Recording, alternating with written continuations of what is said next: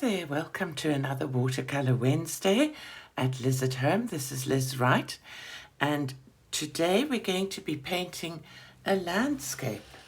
I've been inspired by looking through Pixabay. Pixabay is a website where you can get copyright-free images that you're free to copy, and you type in something you want, and I typed in distant mountains, and I've saved some images that inspired me.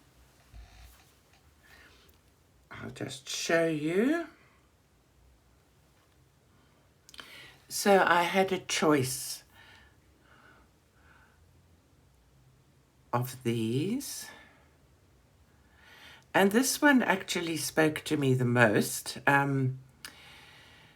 Being kind of distant mountains and very monochromatic, and I thought, seeing as that we're just starting our watercolor journey, this would be a great opportunity to do a lovely painting using a monochromatic color scheme and practicing the values of paint that we use. So I'm doing a slight interpretation of that. I'm not going to do mine grey. I'm going to do it using indigo. So the paint I'm using is by Shin Hen, and it's Shin Hen Indigo. But any indigo paint that you have, or any color basically that you want to use. And I've squeezed mine out into my little palette. And then I have my brushes standing by. I have a large 3/4 inch Princeton snap brush, which I'm going to use for wetting the paper. I have a large, this is a Kum Memory Point size 10. I have a Craftimo size 7 and a Craftimo size 2, all round brushes that I'm going to be using. And I have a trusty piece of paper towel, which is very necessary. Also have, which I always have standing by, my dirty old cloth that I use for wiping things up as well. I also have an extra piece of paper just to check the colors before I start. And I need a pencil, which I'm just going to fetch quickly. So I have my pencil, and I have 2 vessels of water. This way around.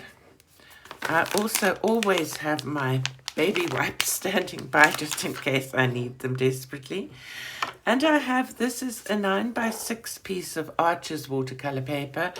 I think I've mentioned before that I buy it in very large sheets, and I've just had it cut into smaller pieces, and I've used some washi tape, very pretty washi tape that I actually bought at the papery, which I've taped it down with onto the same board that I showed you before. And we're ready to start. So I'm going to start by looking at this piece of paper, deciding there's the halfway mark, and sort of 3/4 up the halfway mark, not 3/4, quarter up the halfway mark, I'm going to draw a line just to tell myself that is where I want my sky to be. So now I have the paint in here, and I'm going to add a spritz of water to it to protect my paper. And I'm going to swish. I'm swishing this brush in the water to make sure it gets nicely wet. And then I'm adding water to this, and I want to add a little bit more. This is a very easy painting to do. The only difficulty with it is that one has to leave it to dry in between each layer. So I want to see what color this has turned out to be, whether it's pale enough. And I'm just going to swatch it over here. And it's perhaps a little bit dark. So I'm going to add, actually it will probably be all right. Now I'll add a little bit more water, make it even more watery. Can you see how very watery? It's the consistency of water here. I'm going to try another swatch. It's a bit more pale, and I'm going to start using that for the sky. But before I start, I'm taking clean water, my large brush, and I'm going to, I keep getting these little dots on my paper. I'm going to wet my entire sheet of paper. I was going to do another whole episode about the different techniques, but I thought you guys might actually be wanting to paint something that looks like something. So a good way, just as with teaching singing, good way to learn is with doing projects. Please don't blame yourself if it doesn't turn out quite how you imagined it would. Try, and try again. Each day you practice your watercolor painting, it will improve. So you need to go over and over the paper with the water to make sure it soaks in. Seem to have a little bit of dot of paint there. And if you are using a not 100% cotton piece of paper, it may sit on the top a little bit more. Just give it a minute or two to soak in.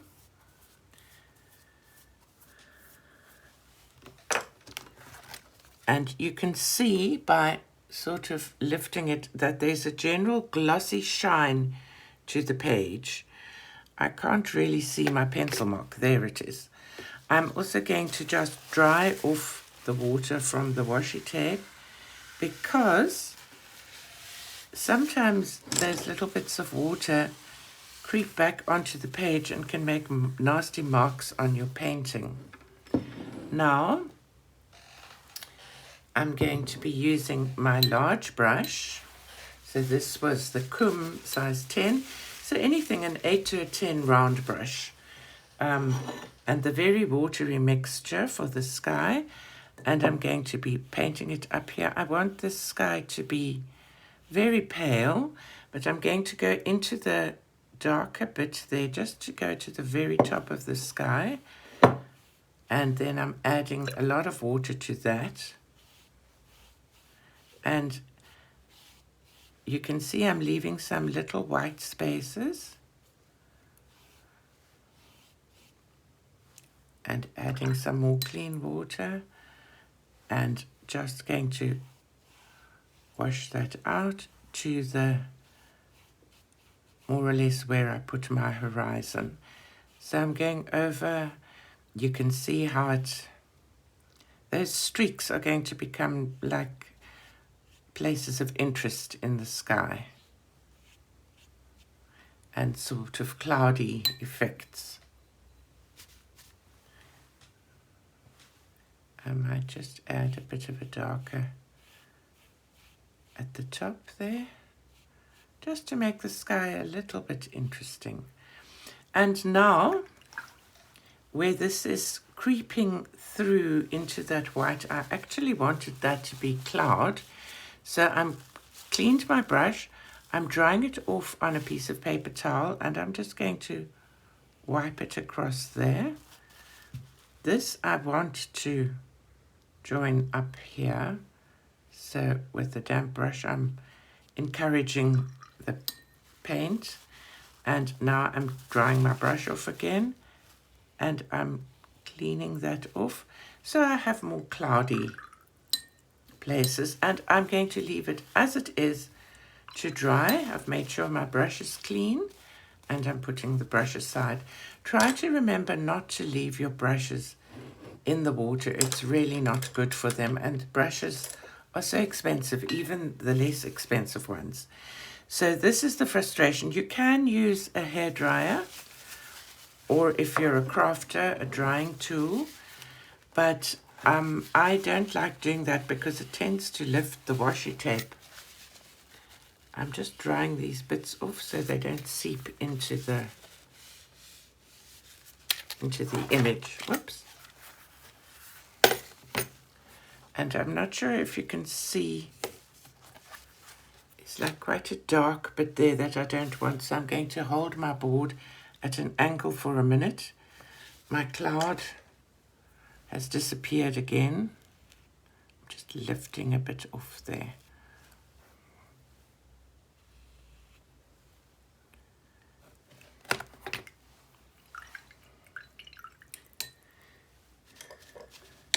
These little bits I like. It looks almost as if rain could be falling. So that's the magic of watercolor. Do excuse me, you can't make that happen, but it's happening because of this technique where you wet the paper first and then you paint on the wet paper. That technique is a known watercolor technique and it's called wet on wet. So when this is dried, I'll be back to do the next layer of the first distant mountain. So I'm back and this has dried. There's two disturbances on the paper. I don't know if I got a drop of paint or if this paper is spoiled. I hope not. I'm looking at the picture that I'm getting my inspiration from. I'm not copying it exactly, but you'll see the very far back are very pale, and this one,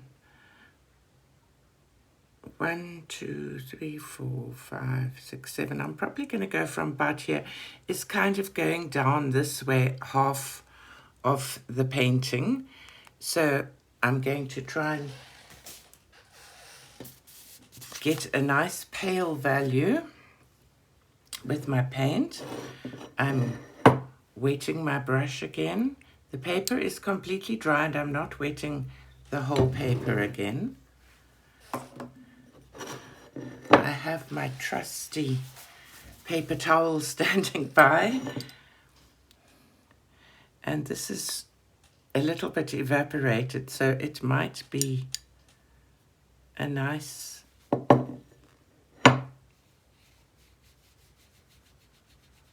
I think it's actually a good one to do because this mountain is in the distance and we don't want, we've let the sky go pale.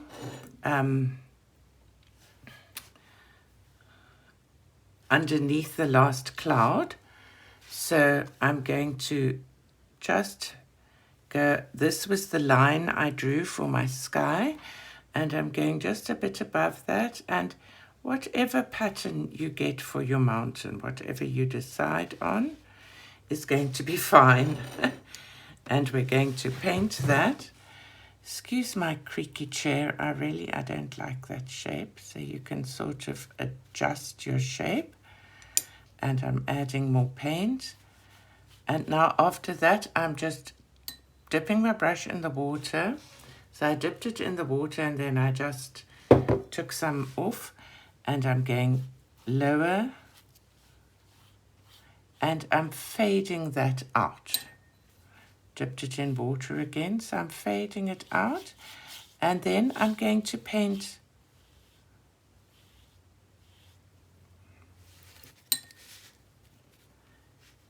the whole of the rest of this page because I don't want water lines, so I'm just letting it, the whole page get wet. It doesn't have to be sopping, but I'm letting it all fade out there. And I want to drop in a little bit more paint because some of this has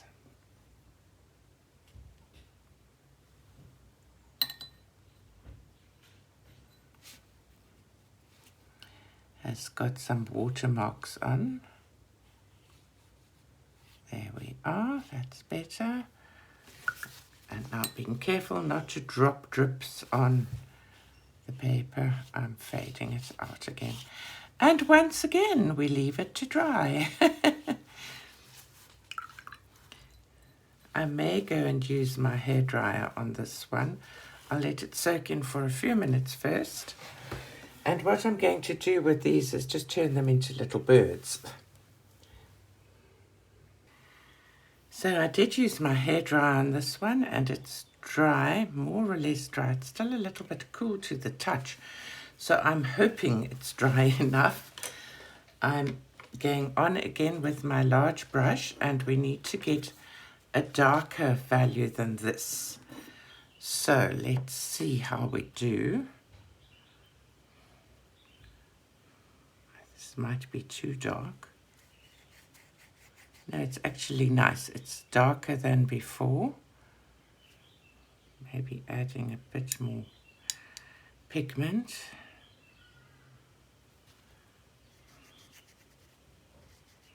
I think that's too dark. Go with this one. I see what's happening is that I need to swish my brush in. There are little bits of pigment that are not dissolved in the water, so I need to swish my brush really nicely.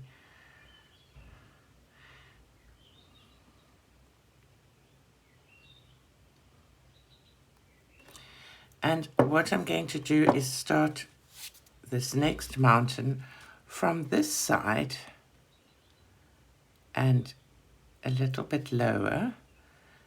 So each mountain is going to be a fraction darker than the one before. And I think we're going to do it like that. Let me get it having a bit of a peak.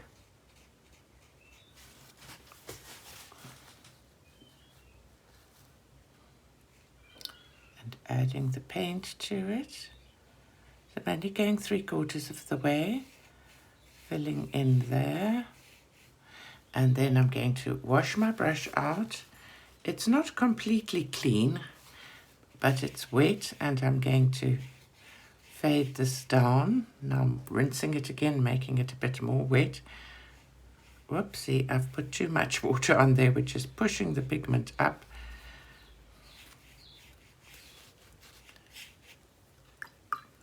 So washing it, taking that extra excess of water off and fading it out.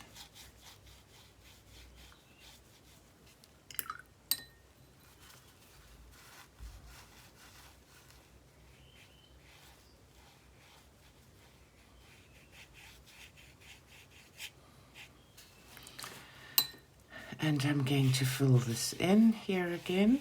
I don't like what I've done there, but I don't want to mess the mountain behind it up. So I'm going to do something across that to hide that when I come to that layer.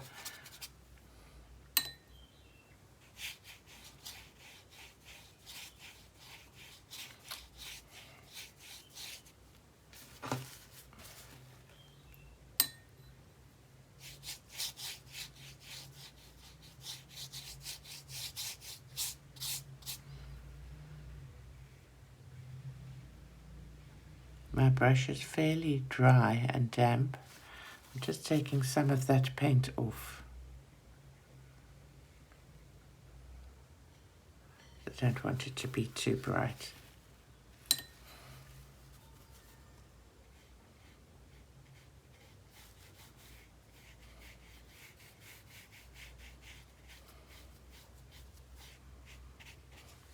And now we leave that to dry.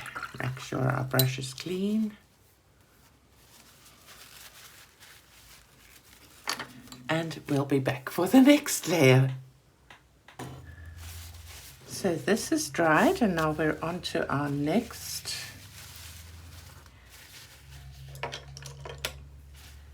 little mountain, and we need to get a darker value.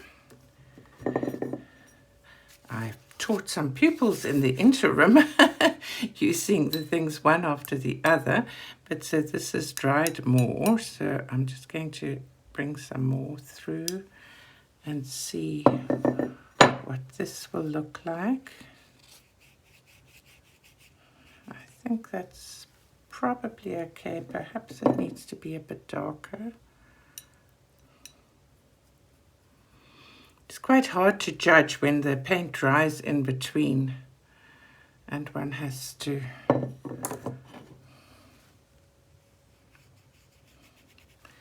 sort of look at that. So now this one, I want to use that bit, and I'm going to do sort of around and around and hope that that works. And we'll see how we do. So around, and then we're going to have a bit of a hill. And now I'm going to add some more paint. I did wet my brush a little in between because the brush felt dry.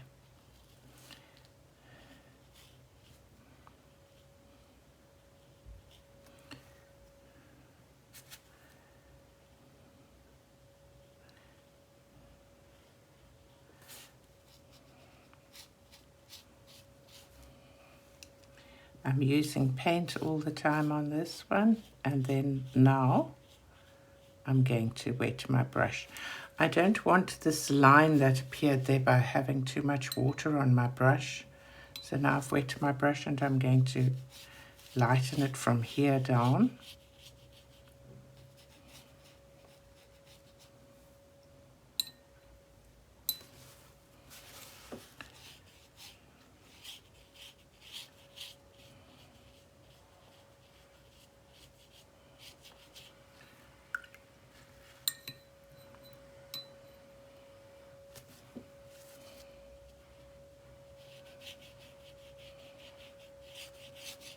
And I can keep wetting downwards.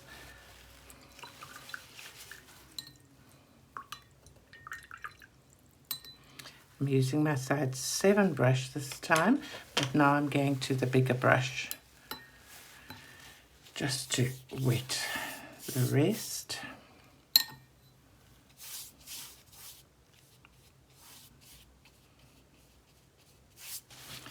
The washi tape is busy lifting off my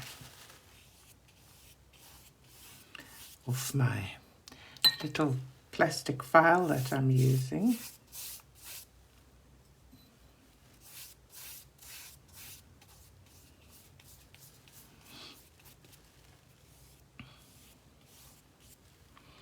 And not totally satisfied with that.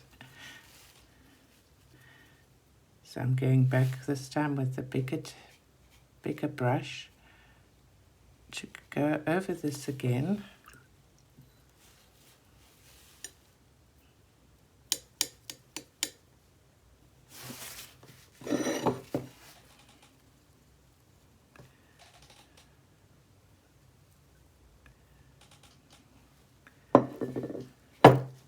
It's maybe too dark.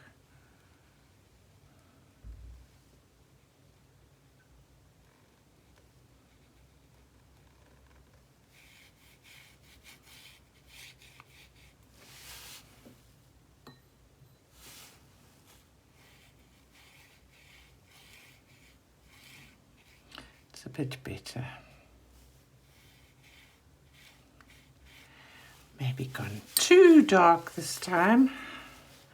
Does lighten a bit as it dries, but I'm just taking a little bit of this off and rinsing it in the water. And then each time I dab my brush on my paper towel, moving this around a little bit.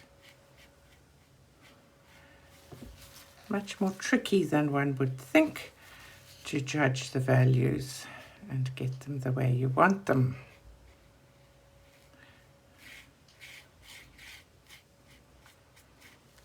So I don't want this to... So I'm lightening it down here so that the next one will have a chance of standing out. Oh, that's too much water. Move that along.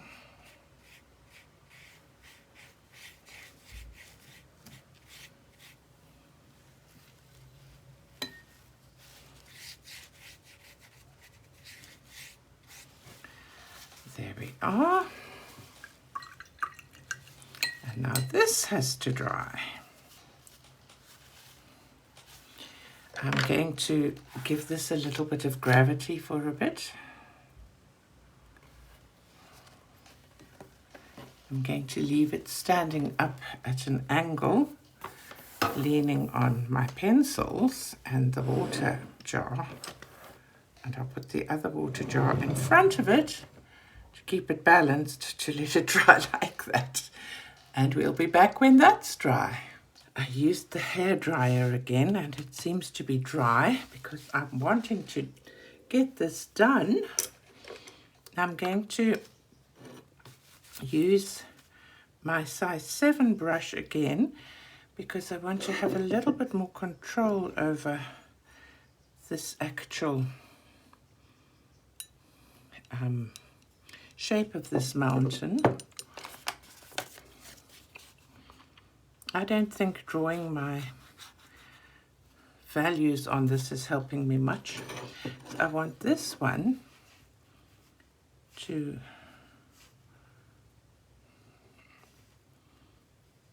break the shape a little bit. Give it a new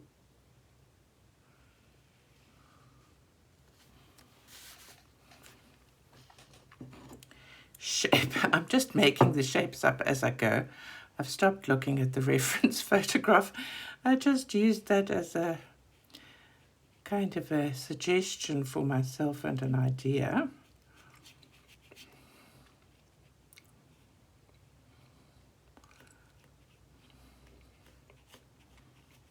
This one is getting nearer the front, so we're having a darker value all the time. This is a really great exercise for getting both brush control and learning about value.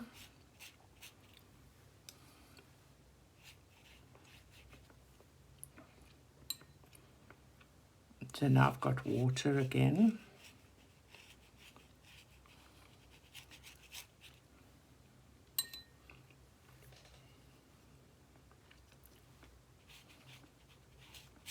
And paint and water this time, so that the color on the mountain fluctuates a little bit as well.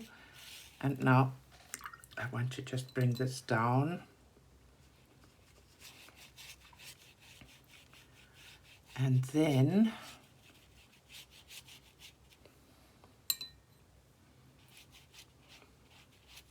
one must be careful not to do what I've done and use too much water there, because it's pushing the pigment back.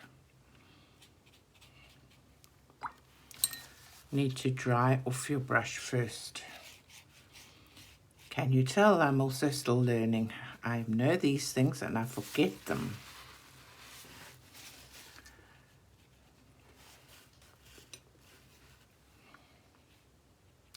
Just dropping that in there.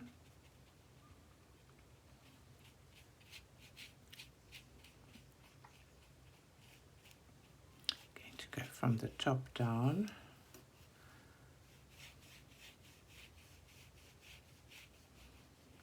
It's very hot today again, and the paper is drying so quickly, even though it's Archer's paper. So now I'm going to take a smaller brush, just clean that brush off. I'm going to take my small size 2 brush, and I'm going to make some little small with quite dark paint, just kind of little squiggles and things to kind of look a bit like trees. So pulling some of the paint up, tiny, to look like some sort of shapes and trees and greenery, and that mistiness in the back I like. And these need to be a bit darker, I think, because this is getting closer, we're seeing a little bit of just like little dots and things to give the impression of either of trees or a forest or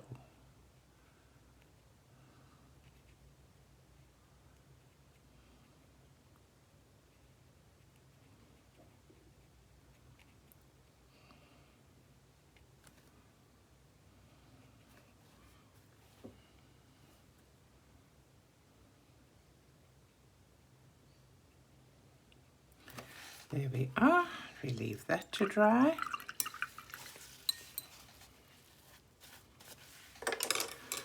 How many have we got? 1, 2, 3, 4.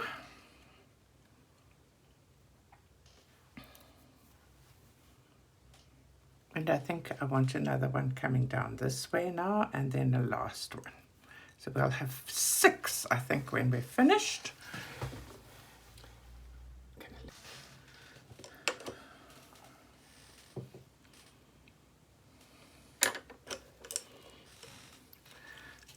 This is now dry, and this is also dry because this time I did not use the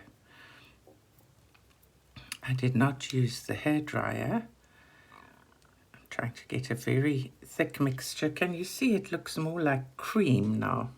It's not watery like it was. And I think I'm going to do an up, no, going like that, and over a bit, and out.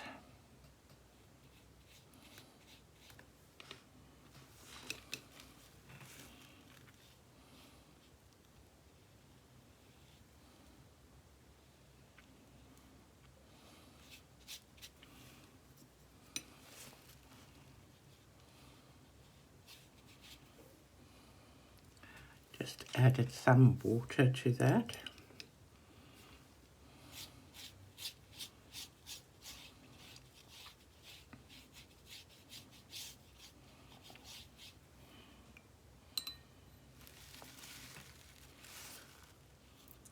And now I'm lightening it a bit on the way down.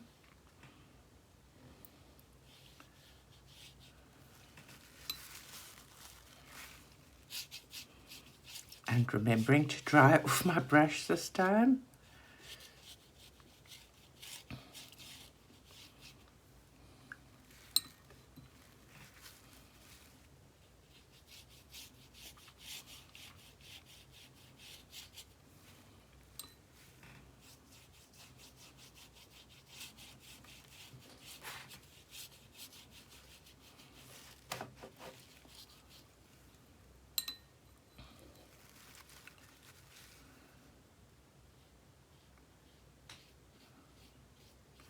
And this must be lightened too, because I will do a dark one over here.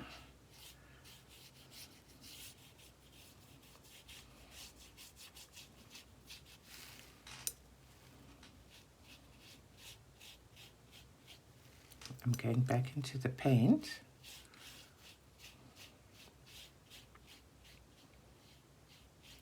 Just pulling that a little bit there.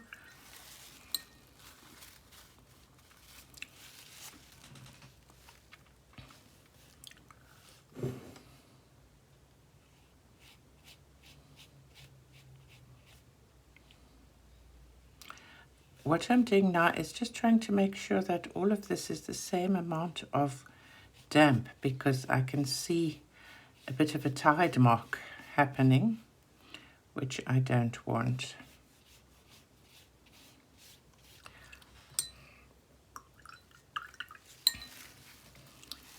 Cleaning my brush. And then I'm going to use my small brush again. I'm actually using a different one to the one I used last time. The other one was a Craftermo size 2, but this is a size 6. It's a Milan brush, but it has the most amazing pointed tip. The Craftermo's little tip is not as fine a point, and I like these little pointy tips to be able to make much finer, sort of tiny little different sized versions of what could be plant life.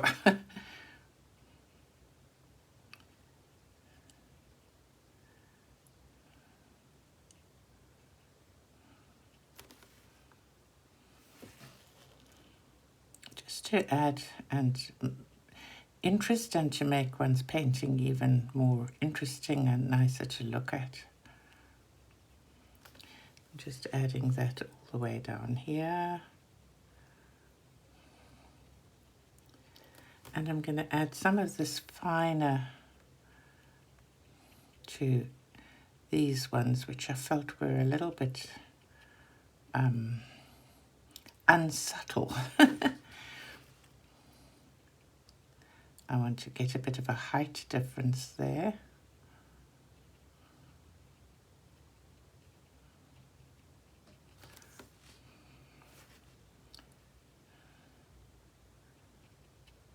There we are.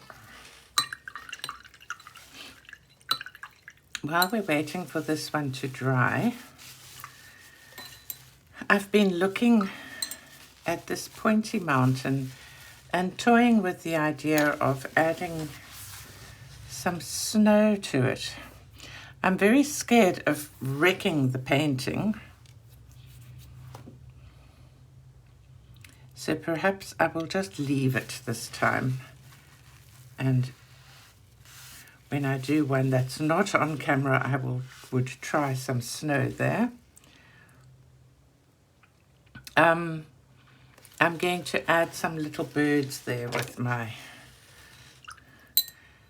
very fine point brush. So I've gone in with quite a thick consistency of paint, and basically what I'm doing is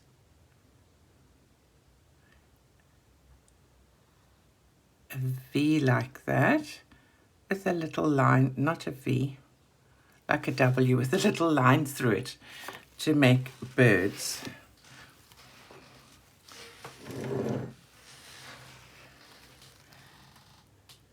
Going to put a little one there, and one can put them all sorts of different sizes.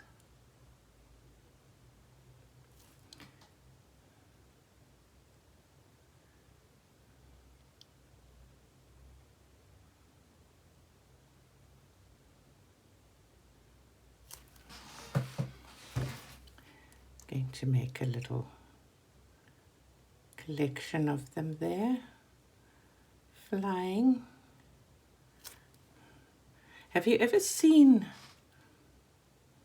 I don't know what it's called, but when a huge collection of birds flies together, it's so impressive to watch. We were on holiday once and we were mesmerized. We were staying on a river, and these birds, I mean, they made formations and then they just changed them. It's quite magical. I've got a vague idea. It's called a susurration of birds. Could be wrong. If you happen to know, please let me know in the comments.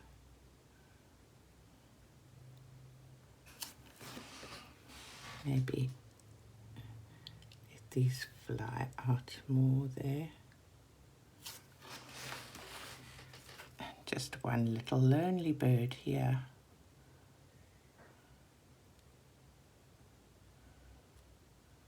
Oh, we can't let it be all alone. There we are.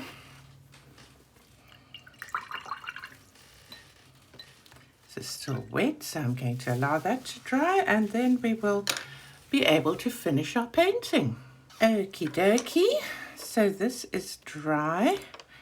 And I'm going to do the final one, which I think I want to do around and around and down like that. When I look at this, I wish that that had been a little bit of a lower value, that it was not quite as dark a value. So I'm hoping that this is dark enough. Otherwise, I shall have to squeeze some more out of my tube.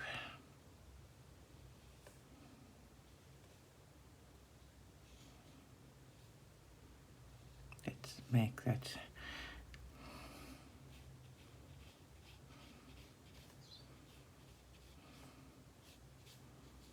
I think we can let it go up. And the whole thing here needs to be dark because it's right in the front. And we're finishing our indigo paint.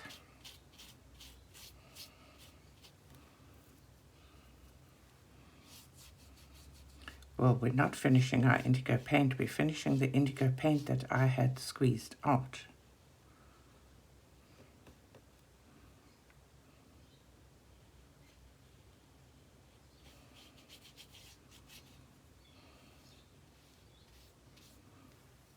Just make sure it's a nice rich mixture.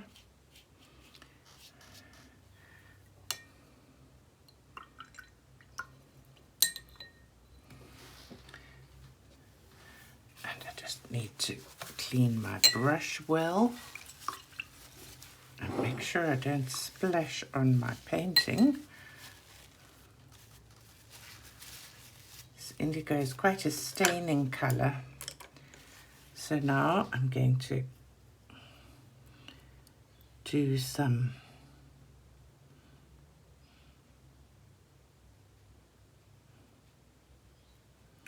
little marks, just some tiny dots.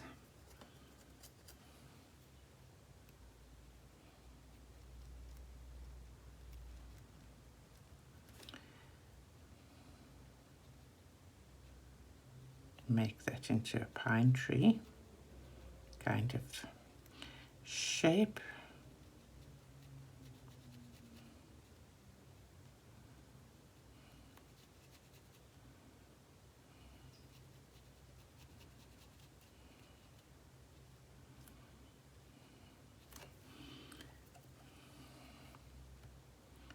And the little dots.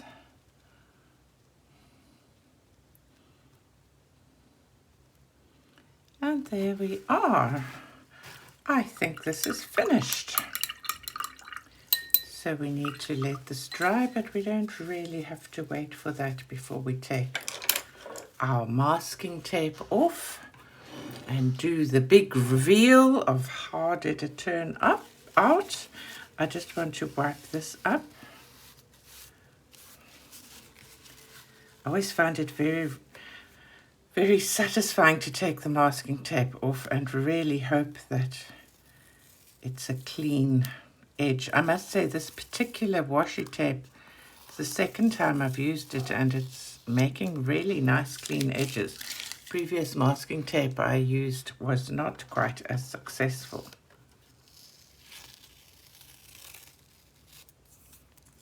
This is catching on the paper a bit. Nope, it's not.